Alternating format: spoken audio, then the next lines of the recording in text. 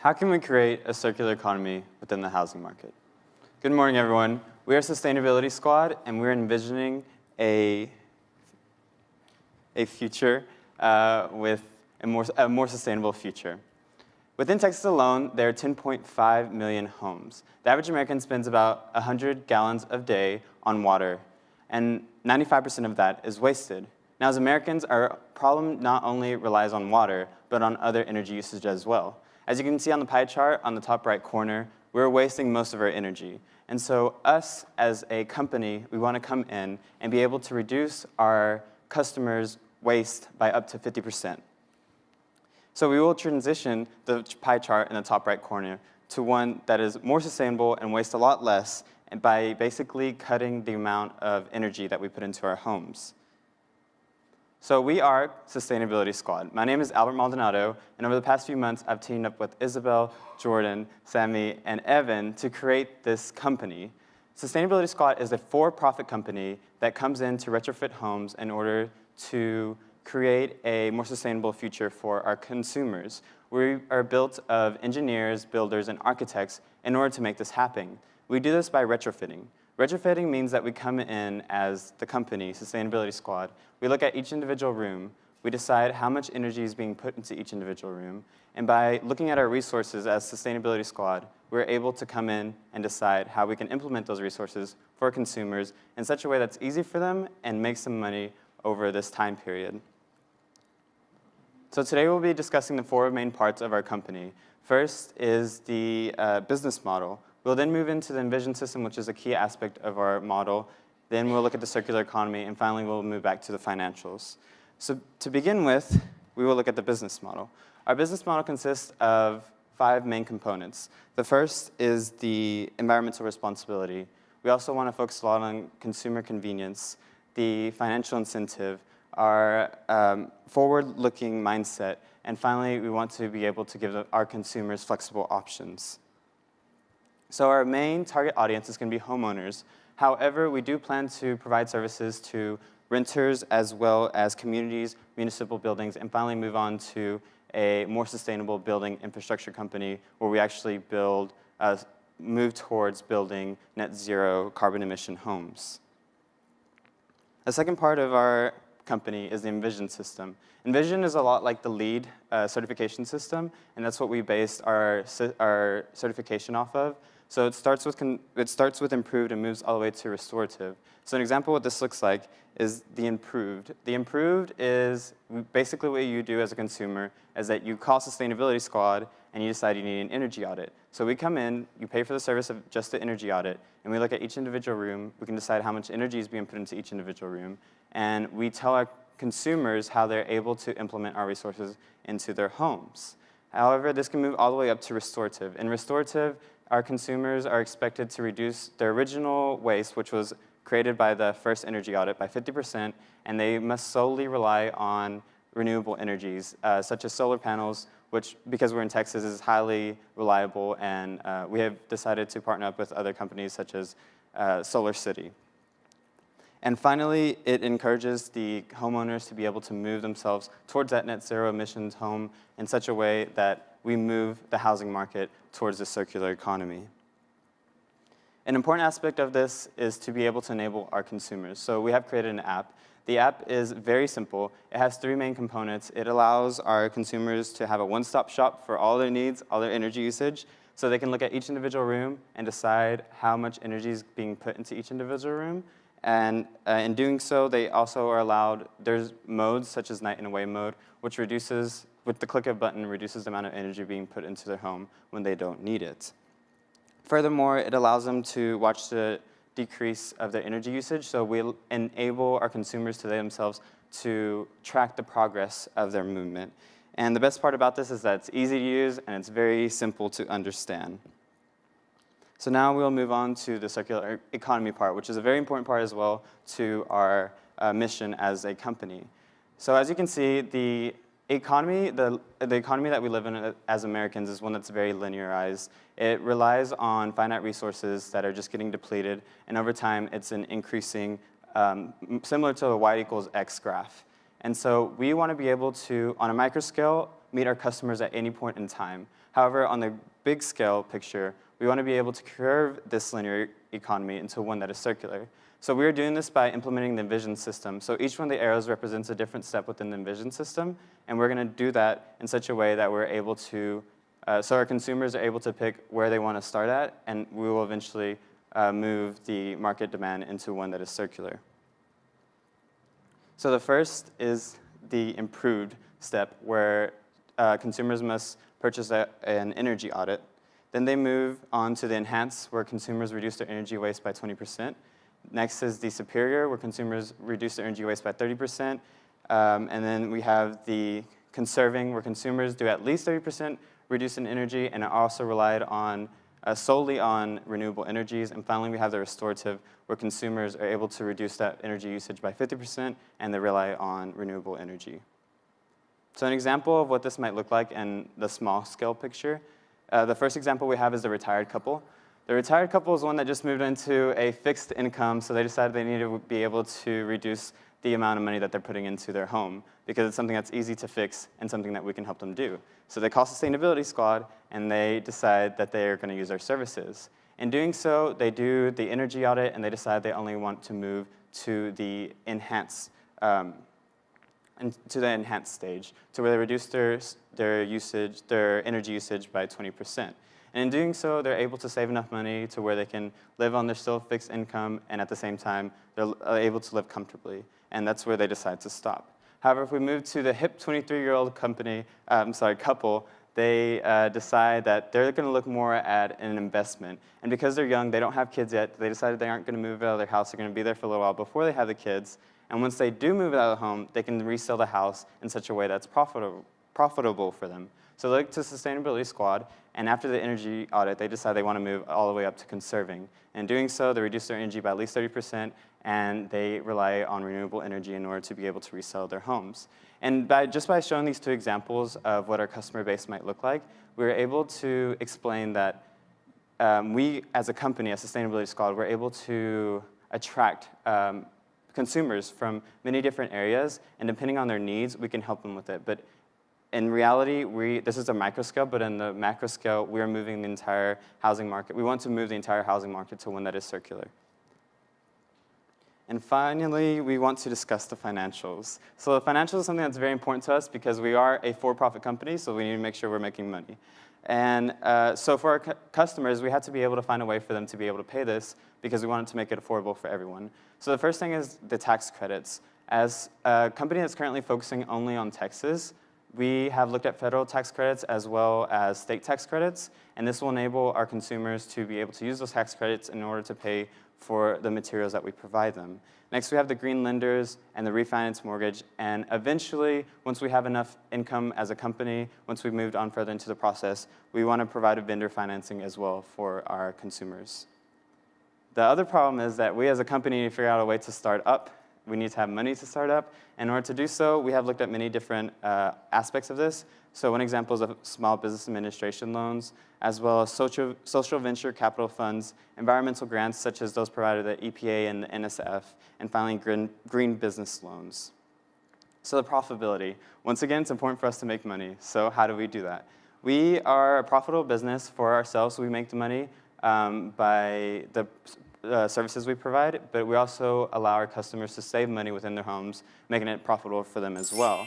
There's 20% markup on supplies, 15 to 20% markup.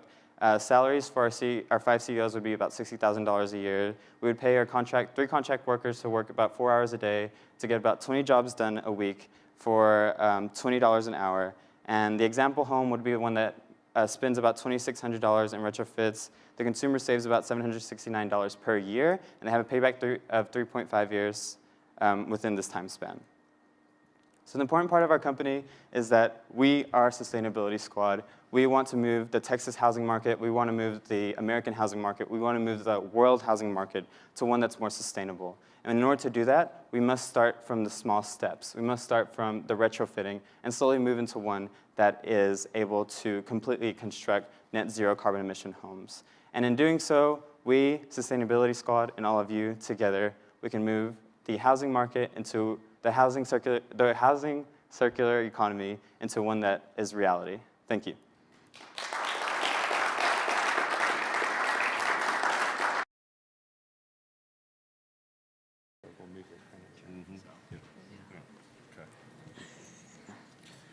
Like me to go first? Yeah, okay, pressure on me. Albert, thank you very much. Thank you. For the presentation and the evolution of your idea as well. I don't know if everyone in this room is aware, but the teams have been submitting their solutions in stages, and we're getting feedback from judges.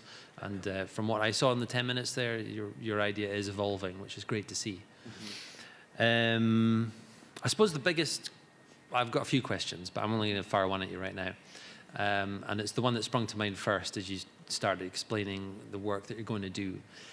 Is this, you're providing information for households to help them reduce their water waste, the waste of water and the waste of energy. Why can't they just go and get this information online? Yes, that's a great question. We actually looked to our mentor about this. Our mentor, Dr. Blackburn, he's a civil environmental engineer professor at Rice, and he's also an environmental lawyer, so he had a lot of experience with this.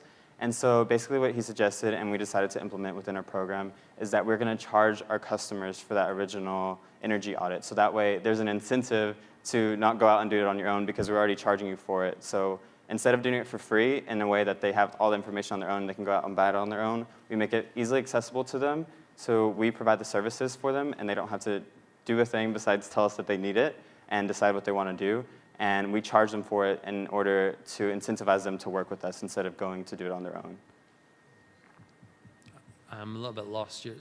Instead of getting the information for free online, oh, yes. They're paying you money.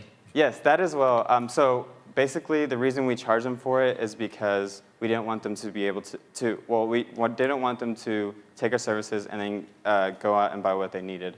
The other thing is that we are providing a one-stop shop for them to where they can provide all the needs that they need, all the energy usage needs that they have, and we're able to implement in such a way that's very easy for them to understand, and they can start as little as they want or as high as they want, and we're able to explain that all to them, which is something that can be difficult for consumers, for homeowners. It's difficult to get that first push to start to do that because we all know that it's easy to reduce our energy, but we don't know how to do it. And so that's what Sustainability Squad's purpose is and why we're here. Okay. Albert, you had showed a 3.5-year payback. Yes. I think, so it was a cost of about $2,300 or so? Yes. What does the customer or the homeowner get for that $2,300 investment? So actually, we have the business plan that explains this all in detail, and I can give this to y'all once we are finished with the questions. Just to review, we've already submitted this. But the thing is that we have our financials run a 15% markup, which we thought was very reasonable. And with the amount that they put into it, the $2,600, they're able to save $769 per year. And this payback is 3.5 years, but even after those 3.5 years, they're still saving those $769 with the 15% markup that our company makes. And that's based on doing some simple things like shading the refrigerator, I think was on your poster. Yes, those are very simple implementations because the most amount of materials that you can buy from us is about $13,000. We believe $2,600 was a very reasonable number for the average customer. And do you have any guarantees on that return on investment? That's something we have not looked into yet, but it's something that we would definitely want to look further into as we move further with our investors and with the bankers that we're planning to collaborate with, and to find a way that we can make that guarantee for our customers. But it's something that's very important to us that our customers are very happy, so we will plan to. So last question, and then I'll let my other judges pile on. As a previous homeowner myself and had an energy audit, I found that the retrofits were actually really expensive to get marginal savings in either heat or electricity. And I guess I would ask you, do you know what are the reasons why existing homeowners would not go through with your services? Because those are the barriers that you're going to have to overcome. And I'm interested in your thoughts. So we really want to a sort of environmental responsibility on our consumers so that they do understand that it's, as us as a company, that's our mission. And so we want to explain to them all the advantages of being environmentally responsible within their homes. And in doing so, we can show that, one, they're helping their environment, they're able to provide a future for their kids. It's a sustainable future to one where their kids have these finite resources. But two, that's like the easy part for them. The other part is that they're able we have the financial incentive, which is one of our 5 missions as a company, and that's the biggest part of it, that they are going to be able to save this money. And the payback period is very reasonable, especially for the lower stages of the Envision system. And so we, just by showing them that it's very easy and you can actually save a lot of money, and that it's, at the same time, you're providing a great sustainable future, we believe that that's going to be the easiest way to get our customers on board, and that's the best way to combat the problems with them having second guesses about doing it. Thank you. I guess what I'm saying is that I think that your business plan would probably be stronger when you're actually able to affect buildings when they're going up or when they're being designed. I think you kind of, I mean, I like your app idea, but I kind of have seen that before. I'm seeing a lot of, the Nest operations, which actually hasn't been doing that well, but I kind of think that I feel the strength of it is in your ability to help change the building practices for the future. Yes. So the app is not something that's new. We just decided to aggregate all the different options that consumers have available. So it's not something that's innovative. However, we made it easier for consumers to be able to track that record. As far as new buildings go, that's something that's one of our big goals as a company moving forward. However, we don't believe we can start there yet because we don't believe that the housing market enables us yet to do that. However, by implementing these different strategies, we're able to slowly transition into being a construction a construction company that does work with new buildings. But if one of the things we brought up is like municipal buildings. So, for example, we can work with municipal buildings that are even getting started from the beginning if they would like to use our services in order to be able to implement those changes in such a way that they can create this circular economy within just one building. Okay. I have a couple questions that I think kind of build on some of the comments that have already been made. I'll start with the app. I'm curious if this is a new app that you plan to design and develop, and if you've looked into what all would be involved in creating something like that, or if you would be recommending an existing service that does that. And of course, the functionality of an app relies on a lot of data flowing to it, Yes. so that they could be monitored. And how is that data going to be captured in the home and relayed to that? Because that's a big technological barrier in sort of integrating that whole system so that the information flows. Yes, so the app is something, as I said, it's not new to the industry. However, we, as a company, would have to create it. So it would be something that's new that belongs just to Sustainability It would be Squad. proprietary to your service? It would be proprietary to your service? Yes. So in order to do so, we would have to create the app. And yes, so your reasoning is very correct. We would have to be able to create the app in such a way that our consumers can use it instead of using different apps to control their homes and to monitor their homes. So that's something we would need to team up. We have a lot of computer science friends. We're from Rice University, so there's a lot of computer science majors, and so that's something that we could contract out to one of our friends to be able to create that app, because it's very simple. The features of it are very simple and something that's already been implemented, so there's already a precedent for it. And by having the precedent, it's easy for a third party to be able to create that app. Okay. It's not just the app, though, is it? You need more than an app in order to control what's happening in your home. Yes, so much like the Nest system, actually, there needs to be technology to be able to put it into night mode, put it into away mode, in such a way that we are able to allow our consumers to control their homes from the app. So so we would also have to work with electrical engineers to make that happen. And figure out what technology we would put into that. But that's something that is going to come on later in our process, but we definitely want to move in that direction. Can I ask a final? You want to ask? No, go for it. All right, okay, just a cheeky one, really. There's 5 people in your team. Yes. But you're only going to have 3 CEOs. Come on, what's happening? Oh, we have 5 CEOs.